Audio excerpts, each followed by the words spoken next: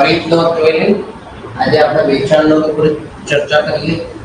વેચાણ નોંધ માટે દાખલા નંબર 7. નીચેના વ્યવહારો પરથી પ્રભાત હાર્ડવેર સ્ટોર્સ કે જે લોખંડના વેપારી છે તેમના ચોપડે વેચાણ નોંધ તૈયાર કરો. તો વેચાણ નોંધનો નમૂનો છે તારીખ, ગ્રાહકનું નામ, જાવ પત્તા નંબર, થાપા અને રકમ રૂપિયા. તો આ રીતે નમૂનો બનાવી પહેલા આપણે 2018 જૂન 1 ના વ્યવહાર પર વાત કરીએ. તો અહીંયા પહેલા તારીખ લખી દો 2018 જૂન 1. પહેલા વ્યવહારમાં છીએ જોઈએ કે વ્યવહાર આપણા દાખલામાં આવે છે કે નથી આવતો. ઉધાર ખરીદીના ઉધાર વેચાણના વ્યવહારો હોય તો અમલ નોંધાય. કોઈ વ્યવહાર અડધો ઉધાર હોય અડધો રોકડ હોય તો નોંધાય. રોકડનો વ્યવહાર હોય તો નોંધાશે નહીં. એટલે રોકડ વેચાણ હોય તો આપણે નોંધ નહીં કરવાની. અને મિલકતની ખરીદીના વ્યવહાર હોય તો નોંધ કરવાની. તો પહેલો વ્યવહાર છે જૂન 1. નેહાને ₹20,000 નો માલ 3 માસની સાખ ઉપર વેચ્યો. બિલ નંબર 80 મોકલી આપ્યું. તો અહીંયા તમારે બિલ નંબર 80 લખી દેવાનું. અને નેહાને વેચ્યો છે સાખ ઉપર એટલે ઉધાર જ કહેવાય. તો અહીંયા આપણે લખવાનું નેહા ખાતે.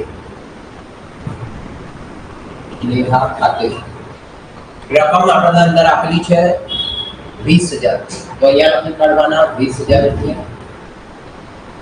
તો આપણો પહેલો વ્યવહાર છે. જૂન 8. વિધિ સ્ટોર્સને ₹10,000 નો માલ 5% વેપારી બતાવી વેચ્યો. આગળ આપેલું છે મજૂરીના ₹400 સાથેનું બિલ નંબર 85 મોકલી આપ્યું. તો અહીંયા આપણે મજૂરીની રકમ આપેલી છે. તો વિધિ સ્ટોર્સને ₹10,000 નો માલ 5% વેપારી બતાવી વેચ્યો. તો ઉધાર વ્યવહાર કહેવાય. તો અહીંયા આપણે લખીશું વિધિ સ્ટોર્સ ખાતે.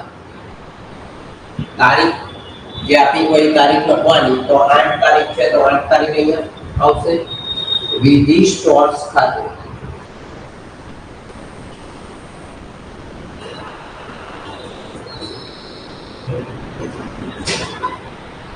₹10,000 ના 5% કરવાના તો એ 500 આવશે. અને 10,000 માંથી 500 બાદ કરશો તો 9,500 આવશે. તો રકમ આવશે અહીંયા તમારી પાસે 9,500. અને તમને બિલ નંબર અંદર આપેલું છે તો બિલ નંબર છે 85. તો અહીંયા તમારે 85 બિલ નંબર લખી દો. એના પછીનો વ્યવહાર છે આપણો 12મી તારીખનો 15,000 ના માલનું વેચાણ કર્યું. પણ આની અંદર કોઈ નામ આપેલું નથી. તો આ વ્યવહાર આપણી પેટાળ આવશે નહીં. તો એના માટે અહીંયા આપણે સૂચના લખી દઈશું કે તારીખ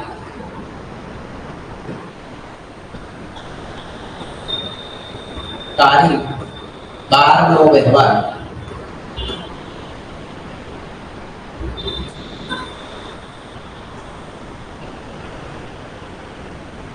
રોકડ હોવાથી નોંધ થશે નહીં. હોવાથી નોંધ થશે નહીં.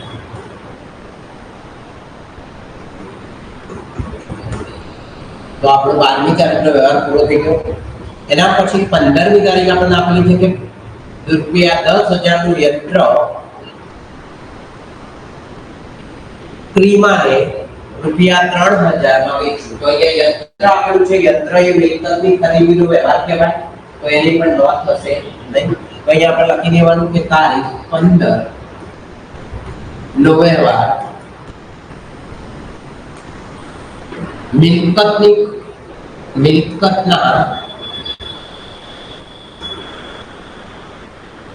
મિલકતના વેચાણનો હોવાથી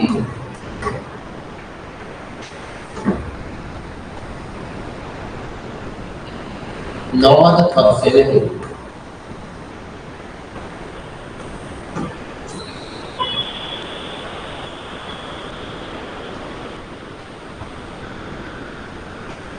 તો તારીખ 15 સુધીના વ્યવહારો પૂરા થઈ ગયા.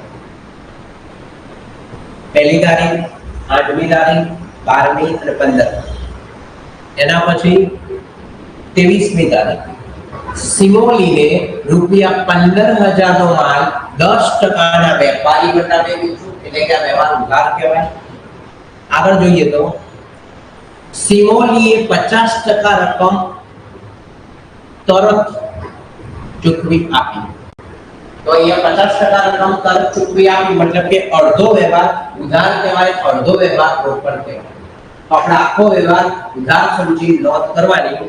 તો અહીંયા આપણી પાસે સિમોલી ની અંદર રકમ આપેલી છે 15,000. 15,000 ના કરવાના 10% એટલે 1,500 રૂપિયા આવશે. 15,000 માંથી આપણે 1,500 રૂપિયા બાદ કરીશું તો 13,500 આવશે. તો અહીંયા આપણે તારીખ લખીશું 23 તારીખ. અહીંયા આવશે સિમોલી ખાતે અને રકમની અંદર આપણે લખીશું 13,500 રૂપિયા. એટલે બિલ નંબર આપણે આપેલું છે 90, તો અહીંયા આપણે લખી દઈશું બિલ નંબર 90. ચાલો ફરજિયાત નંબર આગળ જોઈશું. તો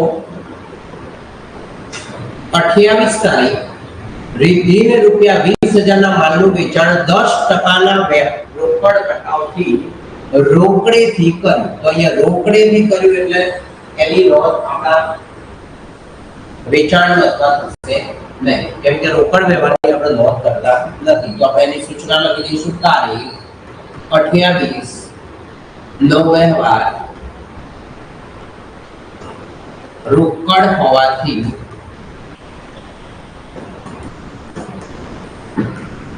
નોંધ થશે નહીં.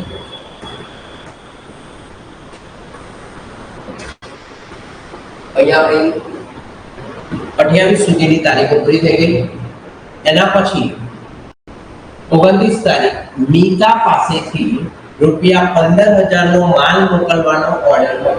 તો કોઈ પણ વ્યક્તિ જોડેથી આપણને માલ મોકલવાનો ઓર્ડર મળે અથવા તો કોઈ પણ વ્યક્તિ આપણને ઓર્ડર આપે, તો અહીંયા મીતા પાસેથી આપણને ઓર્ડર મળ્યો છે. મીતાએ આપણને ઓર્ડર આપ્યો છે પણ આપણે હજુ ઓર્ડરનું પાલન કર્યું નથી, તો આ વ્યવહાર બિનઆર્થિક કહેવાય. તો એની પણ નોંધ થશે નહીં. તો અહીંયા આપણે સૂચના લખી દઈશું તારીખ 29 નો વ્યવહાર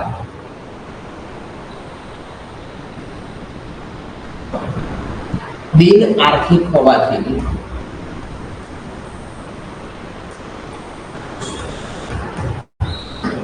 નોંધ થશે નહીં.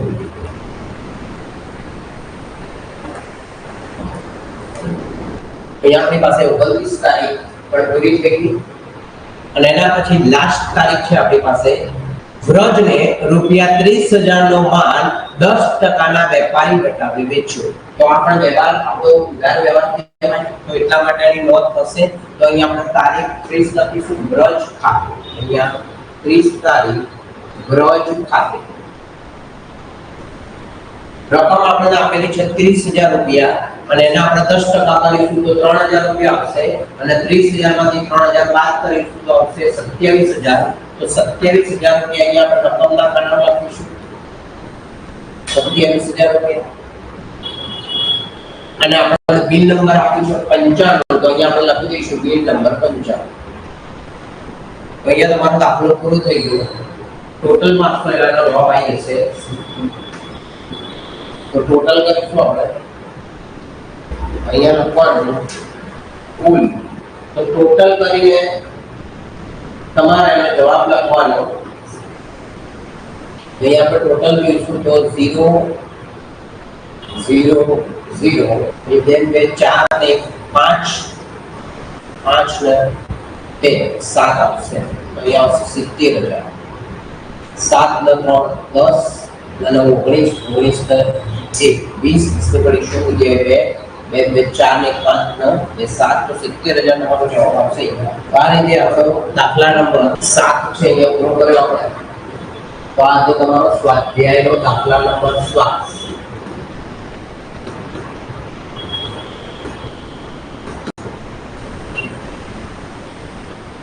જે લોકો લાઈવમાં જોતા હોય એ લોકો દાખલો કરી લેવો અને એમાં કોઈ તકલીફ હોય તો કોમેન્ટ કરી વાત સુધી આપણે રાખીએ છીએ. આજનો દાખલો આપણો દાખલા નંબર 7 હતો.